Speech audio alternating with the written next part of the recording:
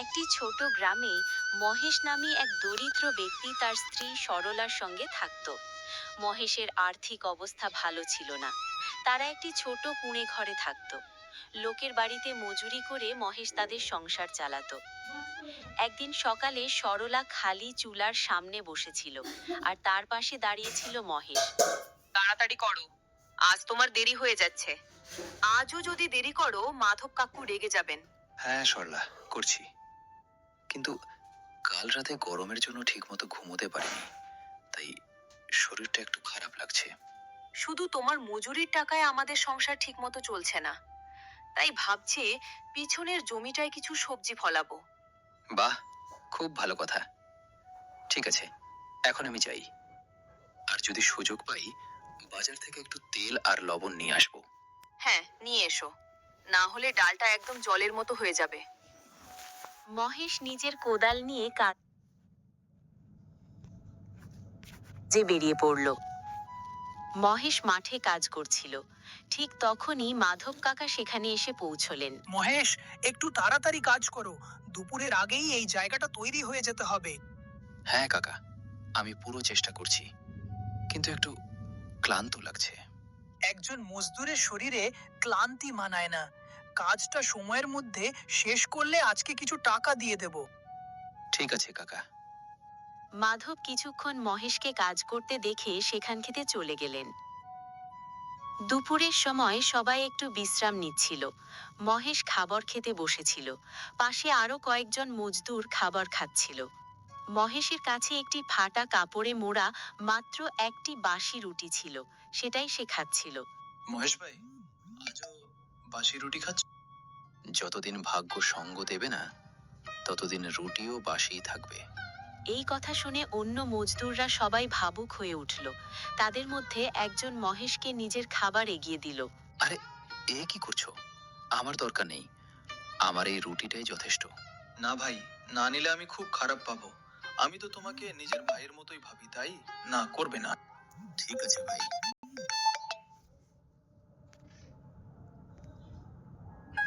বিকেলের দিকে মহেশ খুব ক্লান্ত হয়ে বাড়ি ফিরল। তার হাতে ছিল একটি ব্যাগ, যার মধ্যে কিছু জিনিস ছিল। এই ব্যাগে কি?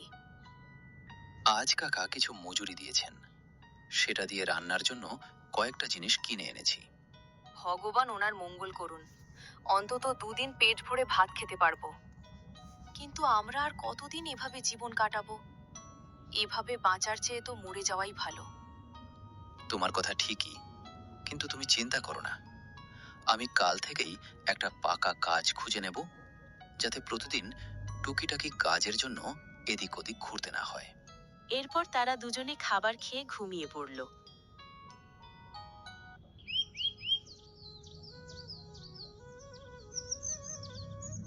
সকাল হতেই মহেশ কাজের খোঁজে বেরিয়ে পড়ল। সে একের পর এক আলাদা আলাদা জায়গায় গিয়ে কাজ খুঁজতে লাগলো। বিপিনদা, আপনার কাছে যদি কোনো ছোটখাটো কাজ থাকে তাহলে বলবেন, আমিও কিছু কাজ করে নেব। এখন তো দোকানে ছেলে রেখেছি, আর দোকানে তেমন ভিড়ও নেই, তাই এখন তোর জন্য কোনো কাজ নেই। যখন দরকার পড়বে তখন বলবো। মহেশ সেখান থেকে চলে গেল। তারপর সে একটি মিষ্টির দোকানের সামনে এসে দাঁড়ালো। ভাই, আপনার দোকানে কোনো কাজ আছে? আমি বাসন মাজা, দোকান পরিষ্কার সবই করতে পারি। না, এখন আমাদের নতুন লোকের দরকার নেই। আমাদের কাছে আগেরই দুজন আছে, পরে দরকার পড়লে জানাবো। মহেশের চোখে নিরাশা স্পষ্ট হয়ে উঠল। পরিশ্রান্ত শরীরে সে হাল ছেড়ে বাড়ির পথে রওনা দিল। ঠিক তখনই পথে গ্রামের এক ধনী ব্যবসায়ীর সঙ্গে তার দেখা হয়ে গেল। তিনি মহেশকে ভালো করেই চিনতেন। মহেশ, কি হয়েছে রে? তোকে দেখে তো খুব চিন্তিত মনে হচ্ছে। নমস্কার বড়বাবু। হ্যাঁ, কাজের খোঁজে বেরিয়েছিলাম, কিন্তু অনেক খুঁজেও কোথাও কাজ পেলাম না। তুই খুব পরিশ্রমী ছেলে, আমি সেটা জানি। তুই চাইলে আমার আটা মিলে কাজ করতে পারিস। মজুরি খুব বেশি হবে না, কিন্তু প্রতিদিন কাজ পাবি। সত্যি বলছেন বড়বাবু? আরে হ্যাঁ বাবা, গ্রামের কোনো পরিশ্রমী ছেলে ক্ষুধার্ত থাকবে না যতদিন আমি বেঁচে আছি। কাল থেকেই কাজে চলে আসিস, আমি সব দেখিয়ে দেব। আপনাকে অনেক অনেক ধন্যবাদ বড়বাবু। মন দিয়ে কাজ করবি, দেখবি জীবনে অনেক দূর এগোতে পারবি। রাতে মহেশ বাড়ি ফিরল।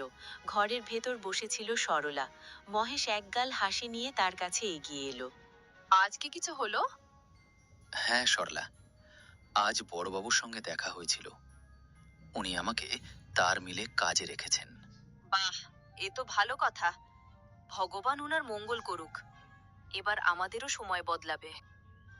তারপর তারা দুজনে একসঙ্গে খাবার খেলো। পরের দিন সকালে মহেশ সময়ের আগেই মিলে পৌঁছে গেল। সেখানে কয়েকজন মজদুর কাজ করছিল। বড়বাবু মহেশকে ডেকে বললেন, মহেশ, তোর কাজ হলো গাড়ি থেকে বস্তাগুলো নামিয়ে মেশিনের সামনে নিয়ে রাখা। আর খুব সাবধানে কাজ করবি। খেয়াল রাখবি যেন মেশিনে হাত না আটকে যায়। ঠিক আছে বড়বাবু। মহেশ কাজে লেগে গেল। একের পর এক বস্তা গাড়ি থেকে নামিয়ে জমা করতে লাগলো। এইভাবেই সে সারাদিন মন লাগিয়ে কাজ করে গেল। সন্ধ্যায় মহেশ ক্লান্ত শরীরে বাড়ি ফিরল। তুমি এসেছো? আজকের দিনটা কেমন গেল? খুব ভালো কাটলো। সারাদিন কাজ করেছি, ভালো লেগেছে। বড়বাবুও খুব ভালো মানুষ। আজ প্রথমবার মনে হলো আমি জীবনে কিছু ভালো কাজ করছি। যাক, ভালোই হয়েছে। এখন হাত মুখ ধুয়ে আসো, আমি খাবার বাড়ছি। আজ তোমার পছন্দের রুই মাছ রান্না করেছি। মাছ কোথা থেকে পেলে? বুলটুর বাবা আজকে পুকুরে জাল ফেলে মাছ ধরেছিল, তাই বুলটুর মা কয়েকটা মাছ আমাদের দিয়ে গেল। ও, ভালোই হলো। তারপর তারা দুজনে পাশাপাশি বসে খাবার খেলো। তাদের চোখে মুখে শান্তি আর ভালোবাসার এক অপূর্ব ছাপ স্পষ্ট হয়ে উঠল। পরের দিন সকালে মহেশ সময়ের আগেই মিলে পৌঁছে যায়। বস্তা তুলতে তুলতে কখন যে দুপুর হয়ে যায় সে খেয়ালই করে না। কাজ করতে করতে তার খুব খিদে পেয়ে যায়। আজ খুব খিদে পাচ্ছে। এক কাজ করি, ভোলার দোকান থেকে কিছু খেয়ে নিই। এই বলে মহেশ ভোলার দোকানের দিকে রওনা দিল। আসুন আসুন, বলুন কি খাবেন? এক প্লেট রুটি সবজি দিন। ঠিক আছে, আপনি বসুন, আমি এখনই নিয়ে আসছি। মহেশ মন দিয়ে খাবার খেতে লাগলো। বাহ, সবজিটা তো খুব ভালো হয়েছে। খাওয়া শেষ করে মহেশ টাকা দিতে এগিয়ে গেল। খাবার খুব ভালো ছিল। কত টাকা হলো বলুন? আপনি এক প্লেট রুটি সবজি খেয়েছেন, তো আপনার হলো 100 টাকা। 100? এক প্লেট রুটি সবজির 100 টাকা? হ্যাঁ, 100 টাকা। কেন, আপনার কি মনে হয়েছিল যে আমরা এখানে লোকেদের ফ্রিতে খাওয়াই? ভাই, আমার কাছে তো মাত্র 50 টাকা আছে। আর অন্য দোকানে তো এক প্লেট রুটি সবজির দাম 20 টাকা হয়। এইসব ফালতু কথা আমার শুনে লাভ নেই। আমাদের পুরো টাকা লাগবে বাস। কিন্তু আমার কাছে তো শুধু 50 টাকা আছে। দাদা, এখন মালিককে ডাকছি। মালিক, তাড়াতাড়ি বাইরে আসুন। দেখুন, একটা ভিখারি খাবার খেয়ে টাকা দিচ্ছে না। কি হয়েছে রে বুল্টু? দেখুন মালিক, এই লোকটা খাবার খেয়ে নিয়েছে, অথচ টাকা দিচ্ছে না। 100 টাকা খাবার খেয়ে 50 টাকা দিচ্ছে। আরে, তুই তো মহেশ না, যে মিলে কাজ করিস? হ্যাঁ ভাই, আসলে খুব খিদে পেয়েছিল। দোকানটা কাছেই ছিল, তাই এখানে খেয়ে নিয়েছি। কিন্তু জানতাম না এখানে খাবারের দাম এত বেশি। তাহলে আগে জিজ্ঞেস করিসনি কেন? কি ভেবেছিলি ফ্রি খেয়ে চলে যাবি? না না, আমি এমন কিছু ভাবিনি। শুধু একটা ভুল হয়ে গেছে। ভুল? 100 টাকার ভুল? ভিখারিদের মতো পোশাক পরে ধাবায় খেতে আসে আবার কথা বলছে। তোদের মতো লোকের জন্যই আমাদের দোকানের নাম খারাপ হচ্ছে। ভাই, আমাকে অপমান করবেন না। আমি মজদুরি করি, নিজের পরিশ্রমেরই খাই। আপনার কাছে ফ্রি খাচ্ছি না, শুধু কিছু টাকা কম দিতে পারছি। একদিকে টাকা কম দিচ্ছিস আর তার উপর মুখে মুখে কথা বলছিস। 50 টাকা দিয়ে এখান থেকে ভাগ। মহেশ 50 টাকা দিয়ে চলে যাচ্ছিল। তখনও রামু তাকে নানা কথা শোনাচ্ছিল। ঠিক সেই সময় রামুর এক অহংকারী ধনী বন্ধু সেখানে এসে পৌঁছালো। এখানে এত কোলাহল হচ্ছে কেন? কি হয়েছে? আরে ভাই, দেখছো না, এই ভিখারিটা খাবার খেয়ে নিয়েছে কিন্তু পুরো টাকা দিতে চাইছে না। ও, তাহলে এখন এই ধরনের লোকেরাও ধাবায় এসে খাবার খায়? রামু, এমন লোকেদের শাস্তি দেওয়া দরকার। না হলে এরা রোজ আসবে, খাবার খাবে, আর টাকা দেওয়ার সময় বাহানা বানাবে। এরপর অমল মহেশের উপর চড়াও হয়। সে মহেশকে মারধর করে। ধাবার ভেতরে বসে থাকা বাকি লোকেরা শুধু দাঁড়িয়ে দাঁড়িয়ে সব দেখতেই থাকে, কিন্তু মহেশকে বাঁচানোর জন্য কেউই সামনে আসে না। কিছুক্ষণ পর মহেশ আহত হয়ে মাটিতে পড়ে থাকে। ঠিক তখনই রামু কাছে এসে বলে, নিজেকে ভাগ্যবান মনে করো যে আমি তোকে দিয়ে বাসন মাজাচ্ছি না। তোকে দিয়ে বাসন মাজালে আমার দোকানের সম্মান চলে যাবে। এখনই এখান থেকে ভাগ, আর কোনোদিন এইদিকে তোকে দেখলে তোর হাত পা ভেঙে দেব। মহেশের চোখ জলে ভরে ওঠে। সে আর কিছু বলে না, ধীরে ধীরে সেখান থেকে চলে যায়।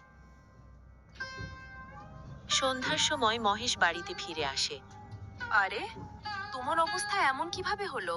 রামু আর তার বন্ধু অমল আমাকে খুব মেরেছে, শুধু এই কারণে যে আমি খাবারের পুরো টাকা দিতে পারিনি। কি নিষ্ঠুর মানুষেরা! একজন গরিব মানুষকে মারতে তাদের একটু হাত কাঁপলো না?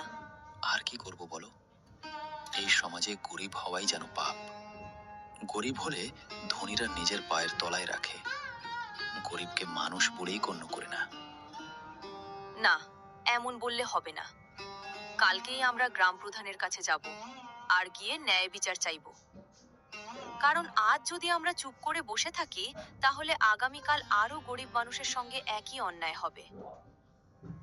গ্রাম প্রধান তো বড় মানুষ, উনি কি আমাদের মতো গরিবদের কথা শুনবেন? যদি নাও শোনেন, তবু আমরা চুপ থাকবো না। গ্রামে ন্যায় বিচারের জন্য আওয়াজ তুলব। এইভাবে অন্যায়ের কাছে মাথা নত করব না। পরের দিন সকালে মহেশ আর সরলা ন্যায় বিচারের আশায় গ্রাম প্রধানের বাড়ির দিকে রওনা দিল। আরে মহেশ, আজকে হঠাৎ আমার বাড়িতে আসো, বলো কি হয়েছে? কাল আমার স্বামী রামুর দোকানে গিয়ে 1 প্লেট রুটি সবজি খেয়েছিল। তারা তার দাম 100 টাকা চায়, কিন্তু আমার স্বামীর কাছে তখন মাত্র 50 টাকা ছিল। সে 50 টাকা দেওয়াতেই রামু আর তার বন্ধু আমল মিলে তাকে খুব মারধর করে। এখন আপনি নিজেই বলুন, এটা কি ঠিক হয়েছে? হ্যাঁ বৌমা, আমি মানছি যে মহেশকে মারধর করা ভুল হয়েছে, কিন্তু রামুর ধাবায় ভালো খাবার পাওয়া যায়, আর ভালো খাবারের জন্য দাম তো একটু বেশি হবেই। আমি ফ্রিতে খাবার খাইনি, আমার কাছে যা ছিল সবই দিয়ে দিয়েছি।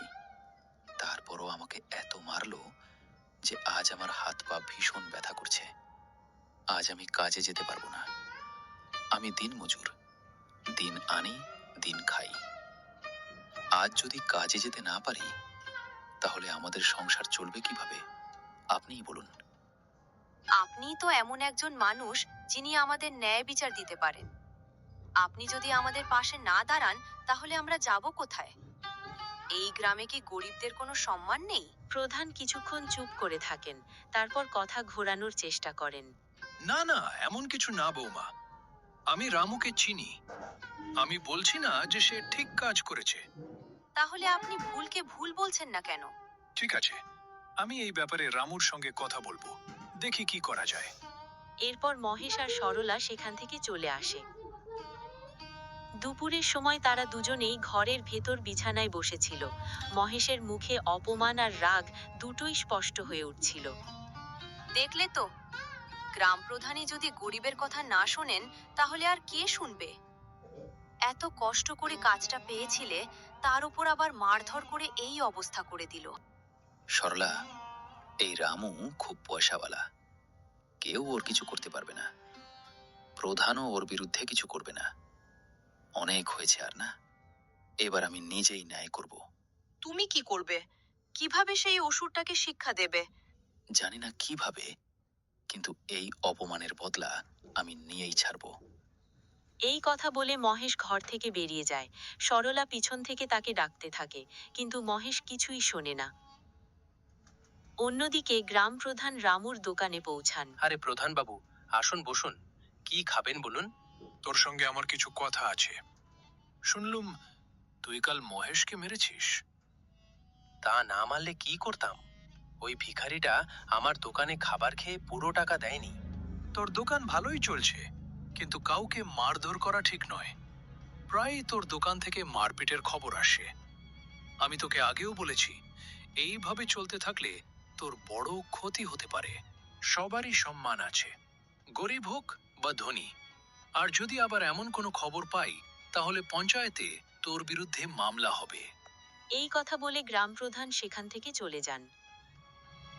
অন্যদিকে মহেশ হাঁটতে হাঁটতে গ্রামের বাইরে জঙ্গলের দিকে চলে যায়। আর নিতে পারছি না।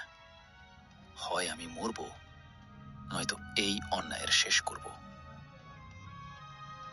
ঘরে সরলা উৎকণ্ঠায় মহেশের জন্য অপেক্ষা করছিল। সকালে বেরিয়েছে, এখনো ফিরল না।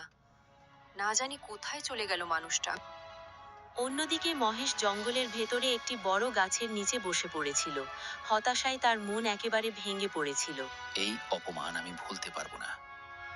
একদিন আমি নিজেও কিছু একটা হব, তারপর সবাইকে বুঝিয়ে দেব গরিব মানেই দুর্বল নয়। ঠিক সেই সময় হঠাৎ করেই মহেশের সামনে এক সাধু বাবা আবির্ভূত হলেন। চারপাশে যেন অদ্ভুত এক শান্ত পরিবেশ ছেয়ে গেল।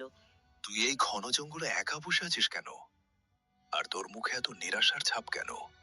সাধু বাবাকে দেখে মহেশ অবাক হয়ে যায়।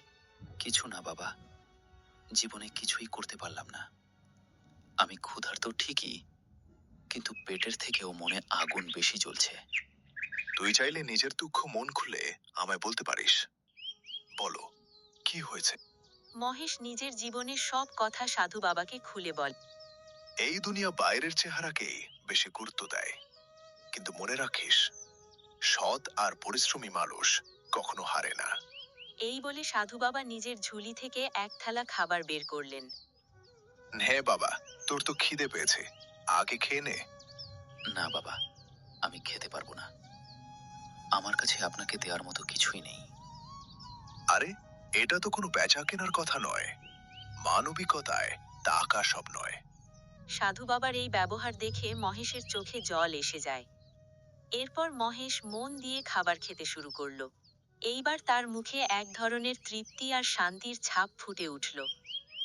এইবার আমায় বলো, এখন তুই কি করতে চাস? বাবা, আমার তো একটাই ইচ্ছা।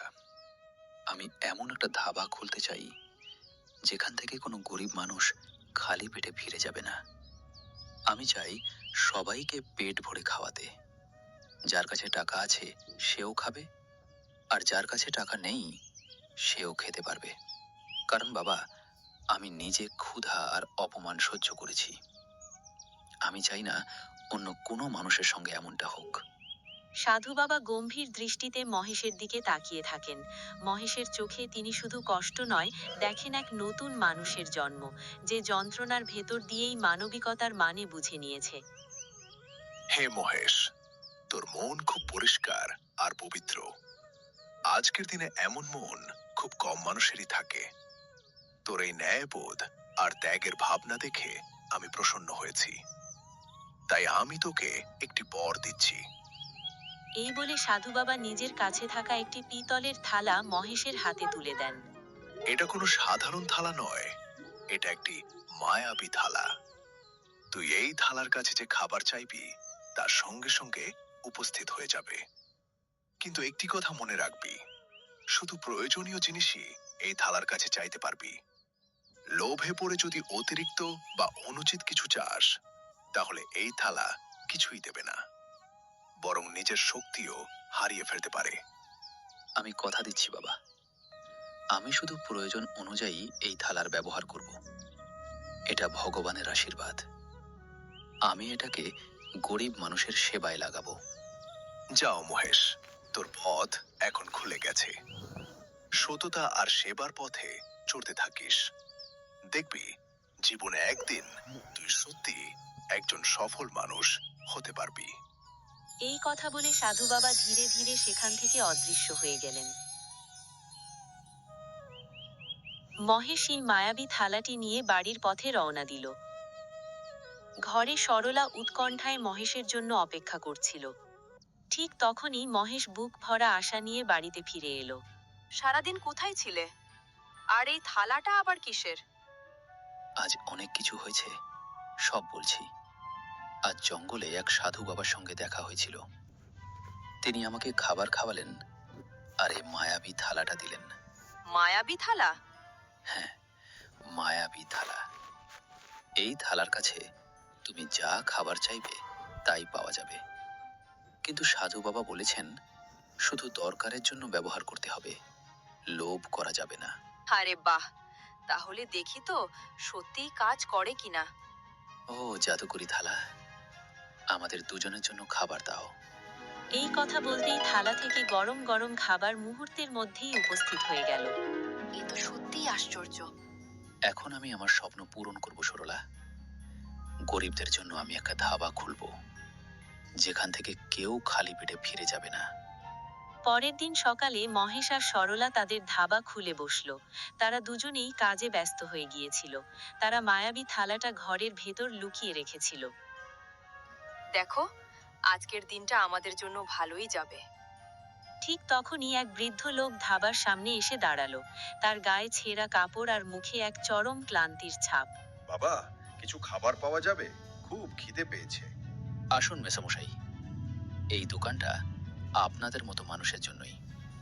বসুন, আমি এখনই খাবার নিয়ে আসছি। মহেশ ঘরের ভেতরে গিয়ে মায়াবী থালার কাছে এক প্লেট খাবার চাইল। মুহূর্তের মধ্যেই থালা থেকে গরম গরম খাবার বেরিয়ে এলো। বৃদ্ধ লোকটি মন দিয়ে খাবার খেতে লাগলো। খাবারের অসাধারণ স্বাদে তার চোখে জল চলে আসলো। এত সুস্বাদু খাবার সে জীবনে কখনো খায়নি। বাহ, কি অপূর্ব স্বাদ! একেবারে অমৃতের মতো লাগলো। বলো বাবা, কত টাকা হলো? আপনার যত ইচ্ছে ততই দিয়ে যান। কেন এই বুড়োর সঙ্গে মশকরা করছো? না মেসোমশাই, কোনো মস্করা নয়। আপনি যতটা পারেন ততটাই দিন, কোনো জোর নেই। 1 টাকা হলে 1 টাকা, 2 টাকা হলে 2 টাকা। এই দোকান খোলার উদ্দেশ্যই হলো এই গ্রামে যেন কেউ ক্ষুধার্ত না থাকে। প্রত্যেকের মুখে খাবার তুলে দিতে পারলেই আমাদের সার্থকতা। তোমাদের অনেক মঙ্গল হোক বাবা। তোমরা গরিব মানুষের কথা ভাবছো, নইলে আমাদের কথা এই দুনিয়ায় আর কেই বা ভাবে? আপনাদের আশীর্বাদই আমাদের সব শক্তি। এই আশীর্বাদ যেন সব সময় আমাদের সঙ্গে থাকে। ধীরে ধীরে মহেশের ধাবা পুরো গ্রামে বিখ্যাত হয়ে গেল। যে যত টাকা পারত তত টাকা দিয়ে যেত। সুস্বাদু খাবার, কম দাম আর সুন্দর ব্যবহার সব মিলিয়ে ধাবাটে অল্প দিনেই সবার মন জয় করে নিল। মহেশ ভাই, সত্যি বলতে কি, তোমার দোকানের মতন খাবারের স্বাদ শুধু এই গ্রামে কেন, পুরো রাজ্যে কোথাও নেই। ধন্যবাদ ভাই। আমার উদ্দেশ্য একটাই, কেউ যেন ক্ষুধার্ত না থাকে।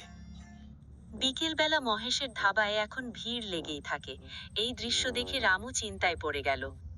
মহেশের ধাবা তো আমার সব খদ্দের টেনে নিচ্ছে। এটা কিভাবে সম্ভব? আর সে এত কম দামে এত লোককে খাওয়াচ্ছে কিভাবে? নিশ্চয়ই এর পেছনে কোনো রহস্য আছে। আমাদের এটা দেখতেই হবে, না হলে তোর দোকান লাটে উঠবে। পরের দিন সকালে অমল আর রামু মহেশের বাড়ির পাশে লুকিয়ে পড়ে। তারা লক্ষ্য করে যখনই কেউ মহেশের কাছে খাবারের অর্ডার দেয়, মহেশ ঘরের ভেতরে ঢুকে পড়ে আর কিছুক্ষণ পর সুস্বাদু খাবার নিয়ে বেরিয়ে আসে।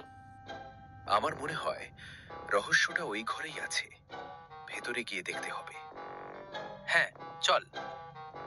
ঠিক সেই সময় মহেশ যখন মায়াবী থালার কাছে খাবার চাইছিল, তখনই রামু আর অমল হঠাৎ ঘরের ভেতরে ঢুকে সবকিছু দেখে ফেলে। তাহলে তুই এইভাবেই লোকজনকে এত কম দামে খাবার খাওয়াচ্ছিস? তাই তো বলছিলাম, এত গরিব মানুষদের খাওয়ানোর জন্য এত খাবার আসে কোথা থেকে? এই থালাটা আমাকে দিয়ে দে, না হলে তোকে আমরা ছাড়বো না। মহেশ বুঝে গেল রামু আর অমল এবার এই থালাটা নিয়েই ছাড়বে। আর একবার যদি থালাটা ওদের হাতে চলে যায়, তাহলে সব শেষ হয়ে যাবে। ঠিক সেই সময় মহেশের মাথায় এক বুদ্ধি খেলে যায়। সে শান্ত গলায় রামুকে বলে, এই থালা শুধু খাবারই দেয় না, এটা আরো অনেক কিছু দিতে পারে। আমি এই থালা থেকে সোনা, গয়না, হীরামানিকও চেয়ে নিয়েছি, যা আমি গোপনে লুকিয়ে রেখেছি। তাহলে আজ থেকে এই থালা আমাদের। এখন আমরা এর থেকে সোনা গয়নাই চাইবো। হ্যাঁ, চল, এখনই কিছু চাই। এই বলে রামু লোভে অন্ধ হয়ে থালার কাছে হীরা মানিক চেয়ে বসলো। এই জাদুকরি থালা আমাদের অনেক অনেক সোনা গয়না, হীরা মানিক দাও। কিছুক্ষণ কেটে গেল, কিন্তু কিছুই হলো না। থালাটা একদম নীরব রইল। এ কি, কিছুই তো হলো না। দাঁড়া, তুই বোধহয় ঠিকভাবে বলিসনি। আমাকে একবার চেষ্টা করতে দে। হে মহামান্য জাদুকরি থালা, আমাদের সোনা গয়না হীরা মানিক দাও। আমাদের 7 রাজার ধন দাও। কিন্তু তাতেও কিছুই হলো না। থালার ভেতর থেকে কিছু বেরোলো না। হেই, তুই আমাদের সঙ্গে মশকরা করছিস? এর থেকে তো কিছুই বেরোলো না। এই যে, এটা জাদুকরি থালা। তোমরা তো নিজের চোখেই দেখেছো, তাহলে আমাকে দোষ দিচ্ছ কেন? আমরা তো এই থালা থেকে শুধু খাবারই বেরোতে দেখেছি, হীরামানিক তো কখনো বেরোতে দেখিনি। দাঁড়া, তাহলে একবার খাবারই চেয়ে দেখি। হে জাদুকরি থালা, আমাদের 1 প্লেট খাবার দাও। এই দৃশ্য দেখে মহেশ হালকা হেসে বলল, এই থালাটা আমাকে এক সাধু বাবা দিয়েছিলেন। তিনি বলেছিলেন, খাবার ছাড়া যদি লোভে পড়ে অতিরিক্ত বা মূল্যবান কিছু চাওয়া হয়, তাহলে এই থালা নিজের শক্তি হারিয়ে ফেলে। এই থালা যদি শক্তি হারিয়ে ফেলে, তাহলে তুইও তো আর কিছু পাবি না। তাতে আমার কোনো দুঃখ নেই। এমনিতেই যদি তোমরা এই থালাটা নিয়ে যেতে, আমি আর কখনো এটা ফিরে পেতাম না। তাই ভেবেছি, থালা যদি আমার না থাকে, তাহলে তোমাদের মতো লোভী মানুষদের হাতেও যেন না যায়। এই কথা শুনে রাগে অন্ধ হয়ে অমল আর রামু মহেশকে মারতে তেড়ে আসে। ঠিক তখনই মহেশের ধাবায় থাকা লোকেরা ঘরে ঢুকে পড়ে। দেখুন সবাই, এরা দুজন আমাকে মারতে আসছে শুধু এই কারণে আমি গ্রামবাসীদের কম দামে খাবার খাওয়াই বলে। এই কথা শুনেই গ্রামবাসীরা ক্ষেপে ওঠে। তারা একজোট হয়ে রামু আর অমলের উপর ঝাঁপিয়ে পড়ে এবং তাদের গণধোলাই দিয়ে তাড়িয়ে দেয়। এইভাবেই মহেশ অবশেষে নিজের ন্যায় বিচার পায়। থালার গুণ তো চলে গেল, এখন আমরা কি করব? আবার কি আগের মতো কষ্টের জীবন কাটাতে হবে? না সরলা, এতদিন মানুষের ভালোবাসার পাশাপাশি অনেকটা টাকাও জমেছে। সেই টাকা দিয়ে আমরা আবার নতুন করে দোকান দেব। আবার তুমি আমাদের রাঁধুনি হবে। আবার জাদুর সাহায্যে নয়, এইবার আমরা নিজের পরিশ্রম আর সততা দিয়ে দোকান চালাবো। আগের মতো বিনামূল্যে সব সময় না খাওয়াতে পারলেও যদি কারোর কাছে টাকা না থাকে, তাহলে তাকে অপমান করব না। আর কাউকে মারধরও করা হবে না। মায়াবী থালা হারিয়ে গেলেও মহেশ আর সরলা বুঝে গেল, আসল জাদু কোনো থালায় নয়, আসল জাদু থাকে মানুষের সততা, পরিশ্রম আর মানবিকতায়। আর সেই জাদুই একদিন গরিব দম্পতিকে সত্যিকারের ধনী করে তোলে।